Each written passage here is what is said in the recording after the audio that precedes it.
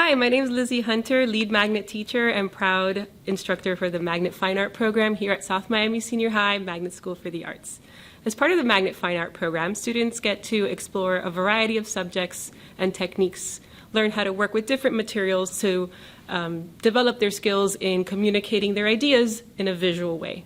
As part of the program, students will get to work with all sorts of dry media such as pencil, charcoal, pastels, oil pastels.